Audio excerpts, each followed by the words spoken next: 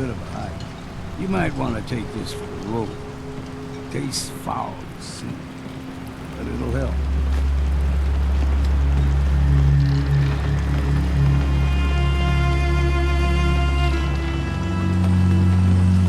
Front, dock and back. The bait shop. Don't let the island catch you off guard. By my guns.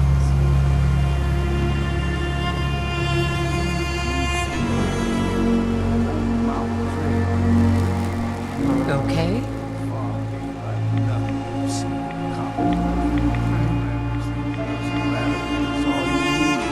Excellent. Tracks. Fresh ones. Trappers ahead. When the bullets start flying, find cover.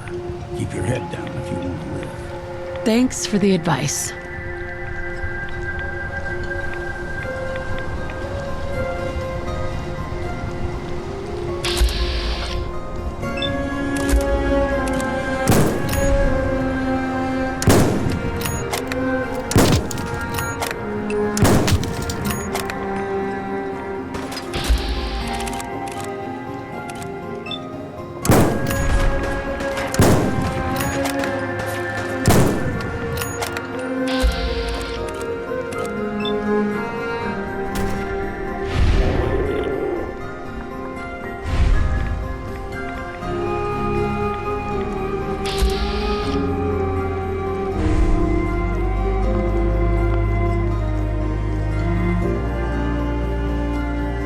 Come to Mama.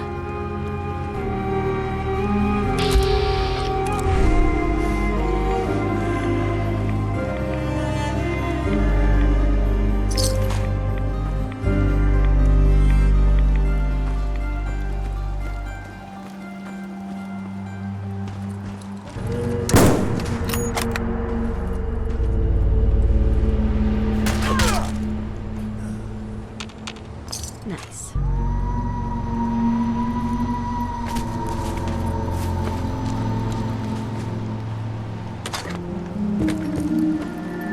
Yes.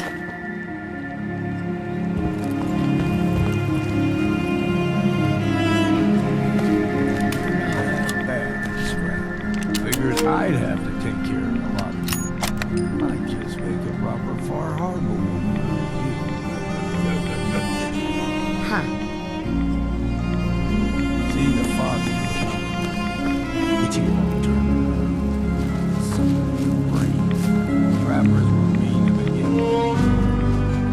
Sounds like they need to be dealt with.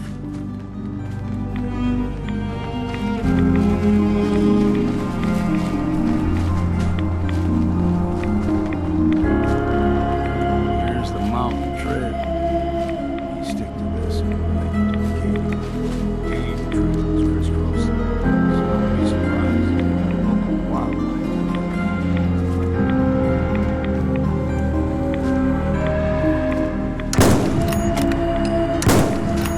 I'm not sure.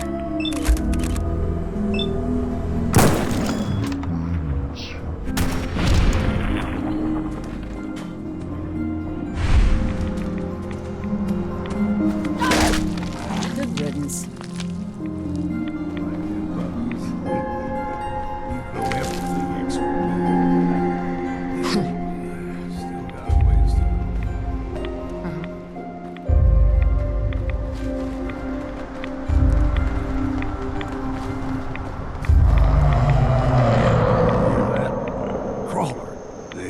Stick to the deep fog.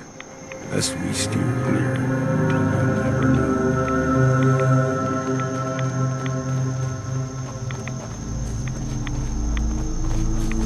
When I was a young lad, no higher than you and me, the whole island was covered in fog.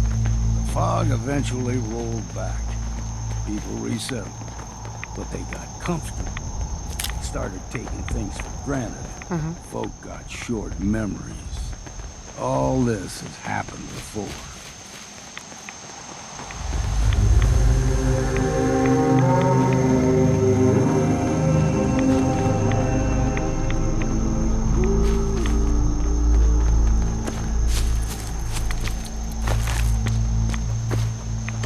And I'll just take this. Mine now. Gulper's got a fondness for fresh water. A small gulper, like the ones in these parts, is a fair challenge. Now the big ones, they Nice. can grow 2-3 times the size of a man. Good thing you don't see too many of them around. Someone or something else. You're going down.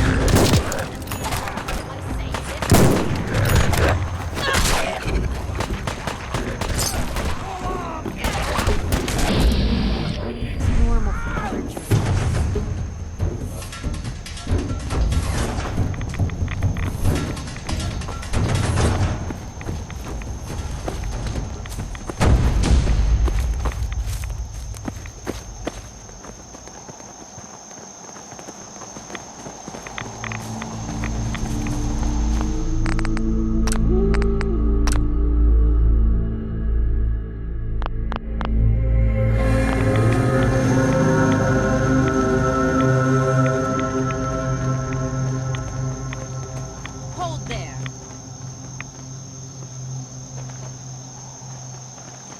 Stringing one more soul to their damnation, old man? Well, what have we here? Another rad worshipping lunatic. That's what. Your barbs do not harm me. I am shielded by my faith. How about bullets? Faith shield you against those too?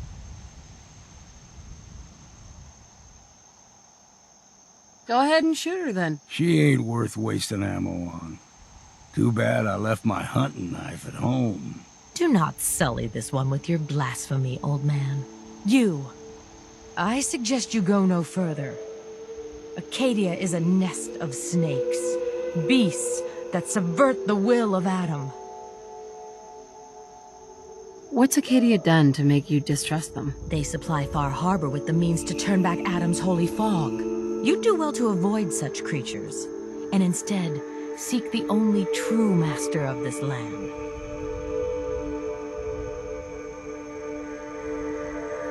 Yeah, whatever you say. Watch yourself, outsider. You walk through Adam's kingdom now. If you're done wasting time with a fanatic,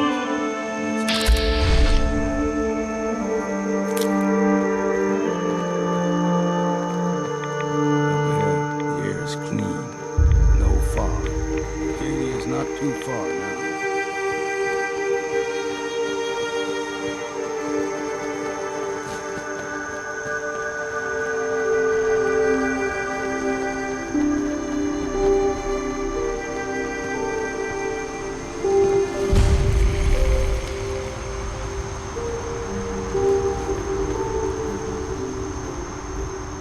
And we've arrived. Acadia's already been watching us for a good spell. If you want to talk with them, just go inside. They'll be waiting for you. You need my help again. You come see me. Got a cabin just outside of Far Harbor. A place to tool up your gear, get some rest, or get stinking drunk. Just make sure if you bring a bottle of something strong, there's enough to share.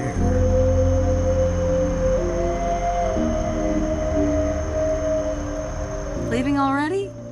Don't you want to see what happens next? You saying you want me to stick around and watch your back? You should come with me. I can still use your help. All right. Why the hell not? Beats drinking alone.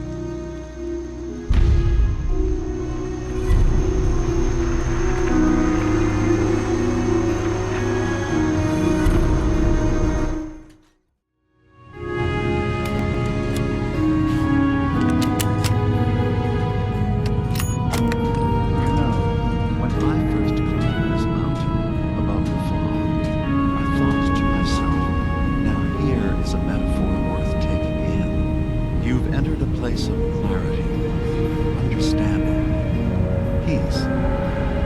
While you're here in Acadia, Synthkind welcomes you as long as you welcome us.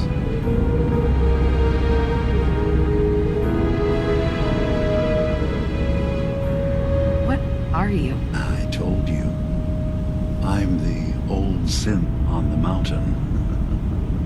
I know the plastic skin and tubes out the back can be unsettling, but I want to ask you to look past that. Tell me why you're here, and I'll try to help you. Well, in that case, I want a Nuka-Cola, some stim packs, Kasumi Nakano return to her family, and, a pony? I see. I'm afraid some of those things I'm not in a position to give. Kasumi is here. She's safe and unharmed, and you're free to see her if you'd like. Before you do, though, tell me, you think Kasumi is a synth? We're not answering any more questions until you play straight with us. Just who the hell are you, really? There's only one synth with that kind of face and a mind of his own. I only see him when I look in a mirror. Nick? It can't be you. Don't give me that. What are you trying to pull? I've never seen you before in my life. Please, if you're willing to give me a chance, I can explain.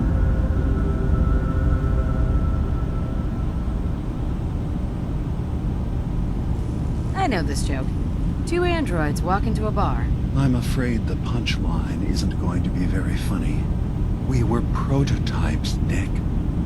The first synths capable of independent thinking and judgment. Keep talking. One of the Institute's experiments had to do with how our brains could process personality. If we could handle individualized feelings and behaviors, I was allowed to develop mine based on experience. But with you, they wanted to try transferring an entire personality into you. It took several attempts before the personality imprint worked. I saw you wake up not knowing who or what you were so many times. I couldn't let them do it to you anymore. We were the only two prototypes they made. I literally saw myself in you. You were my brother, Nick. I helped you escape the Institute. We left together. If I were your brother, I'd remember. That's where you'd be wrong. This happened over a century ago. There's only so much memory that can fit into the prototype brains we have. Ha! I've heard enough. I think you and I need to talk about this. Maybe not now, though. Nick, is he really your brother? If he is, it's news to me. Can synths even be related? Just because we're from the same assembly line, does that make us family? I gotta think about this. Is it really possible that you wouldn't remember any of this? You mean between the Institute failsafes, beatings I've taken over the years, and plain old age? Or are you buying this whole "there's only so much room up there" argument? I don't know. It's not like we've got the instruction manual.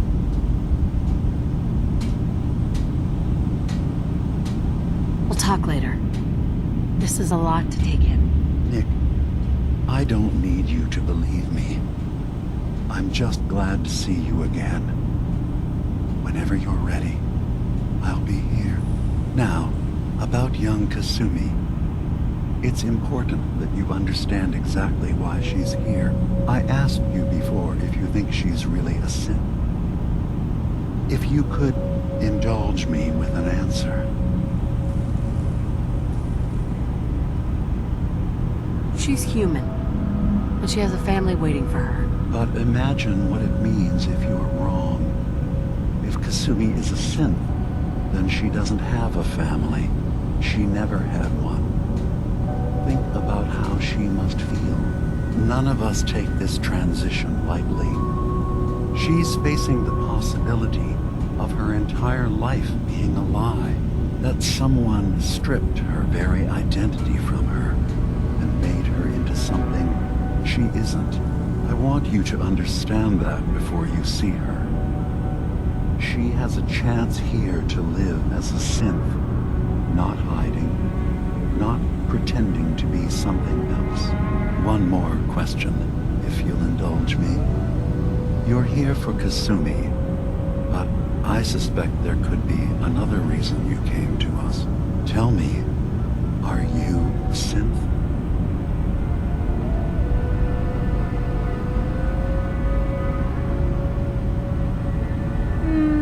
No.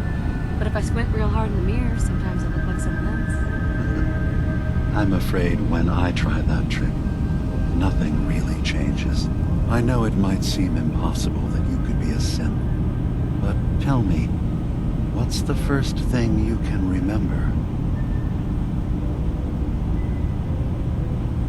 I remember being in my house the day the bombs fell. We ran to the vault. We were frozen. I was the only survivor. No memories before then? Just a single day, and then waking up alone? We so easily accept what's presented to us as the truth, don't we? Isn't it funny how a memory can feel like a whole different reality? People, places, even sounds and colors can change. Or someone else has changed them. I won't lie to you. There will always be other explanations. Trauma, disease, the background radiation. They all take their toll on the mind. But I can promise you that we will accept you, no matter what you decide you are. I'm not a synth. End of discussion. I understand. I won't pry any further. Acadia is open to you. Feel free to walk the grounds. Introduce yourself to my co-founders, Faraday and Chase. Kasumi is usually working down below, whenever you wish to see her. Is there anything else you'd like to discuss before you go?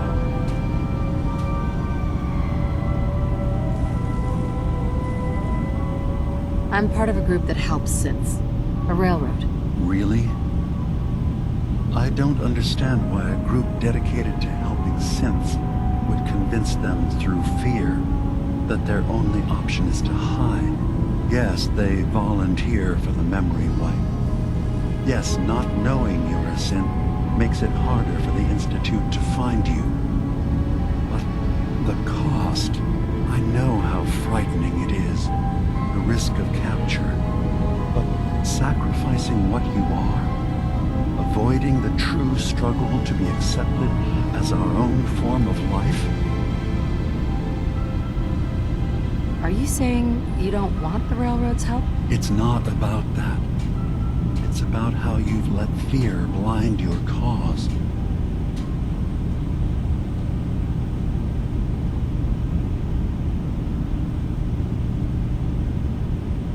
I didn't come to argue. I just wanted you to know we're out there, helping your people. I know. I'm sorry. It's easy for me to worry about our ideals while I'm so far away from the Commonwealth, in relative safety. Can I help you with anything else?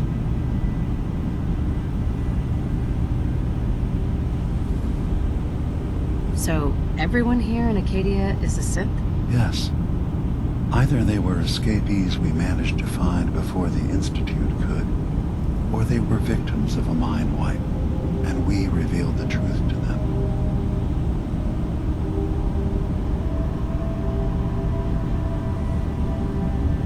Tell me more about this place, Acadia.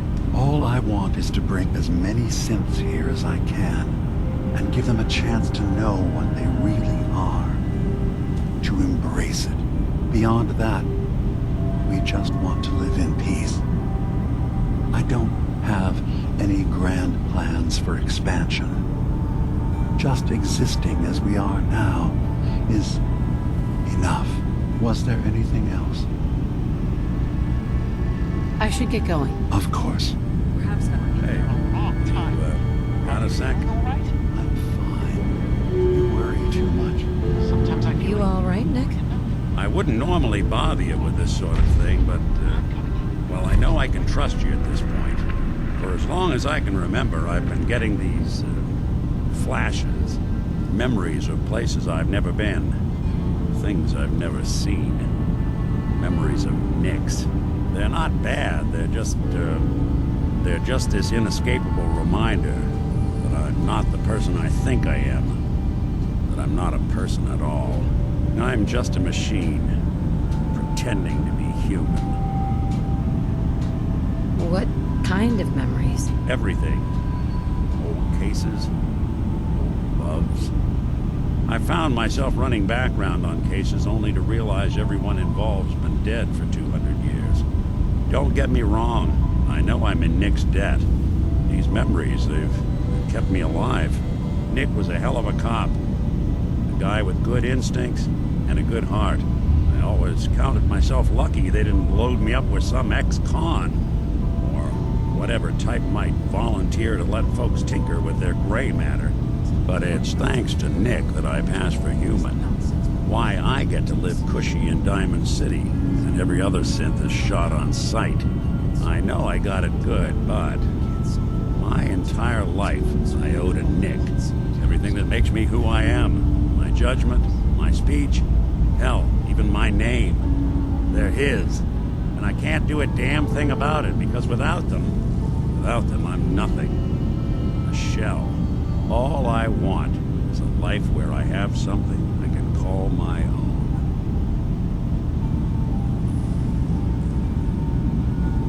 Is there any way we could separate you and Nick? Don't think I haven't tried. Lost near a month of my life last time I mustered up the courage to let someone play brain surgeon on me. No. This is how it's gonna be. Living with another man's name, another man's life.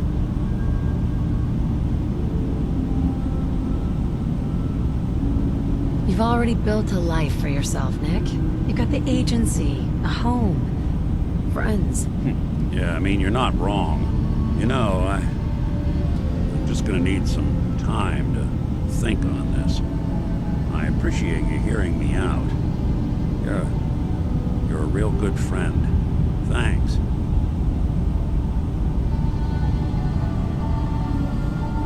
You know, there is this chunk of Nick Valentine history I've been hoping to put a bow on for a while now. I could use a hand if you're willing to take a crack at it. So, you've talked to Dima. You know why. What kind of history are we talking? I certainly hope that you'll consider helping us. Dima's vision is worth fighting for.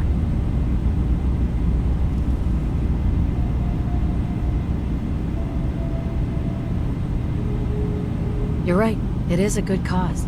Synths definitely deserve to be safe, just like everyone else. It's so good to hear that. Very encouraging. Please, make sure Dima knows that as well.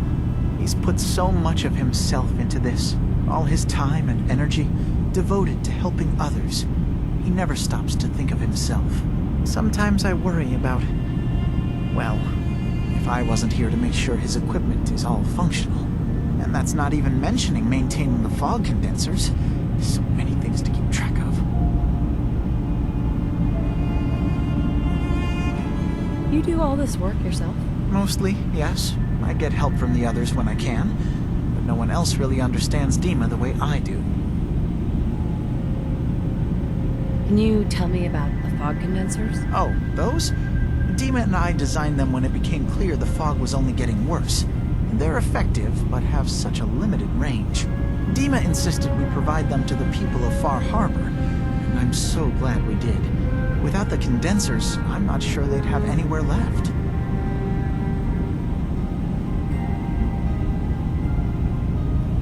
Dima looks like he's had a lot of work done.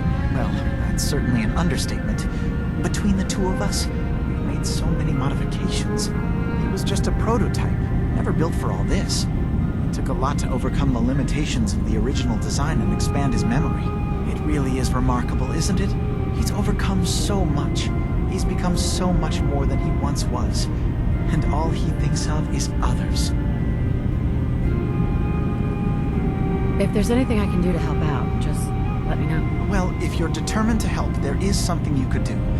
It's likely somewhat dangerous, though, so I understand if you'd rather not. There's a boat along the coast of the island. It was transporting some hardware we needed. Storage drives. The boat never finished the trip, you see, so the drives are still out there. I could really use them here for extra parts, if nothing else. My understanding is that the boat wrecked southwest of here, so does this sound like something you could handle? What happened to the boat? Why didn't it make it? I'm not entirely sure, to be honest. Trappers, fog crawlers, there's no end to what's out there. And what might still be out there. But the point is that we already lost someone once. And I don't want to see that happen again. So, are you up for it? Sure thing, Faraday. I'll get the drives for you. Thank you. I really do appreciate it. Hey, See what I can do.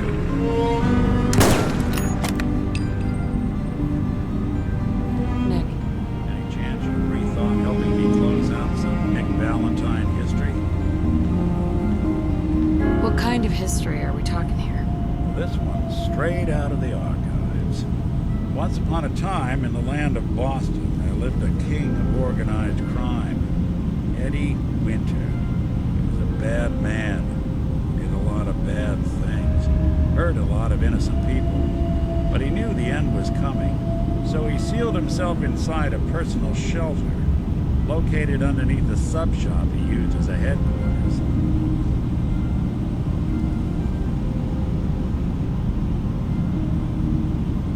Eddie Winter was from my time. Real scumbag. The story gets even more twisted. The arrogant bastard wanted to cheat death, live forever, so he could come out of that shelter someday into this brave new world. Sound familiar? Only Eddie didn't want to be a frozen banana. No cryo sleep for him, no. He invested his money in some sick, crazy radiation experiment.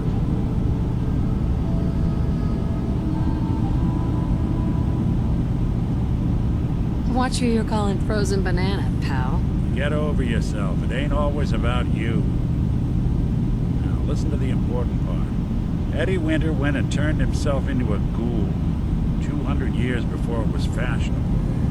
Hell, he was probably the first one. And I'm convinced that he's still locked inside that shelter, safe and sound, ready to come out and begin his evil reign all over again. I'm gonna find him and kill him. So that never happens. You in? I don't get it, Nick. Why kill Eddie Winter, even if he is still alive? This sounds like some kind of vendetta. I've got memories. The girl. My girl. They're not really my memories, I know that. They're Nick's. The girl. She was real. She was beautiful and innocent. And Winter killed her. Now he's got to pay the price. So, knowing that, you in?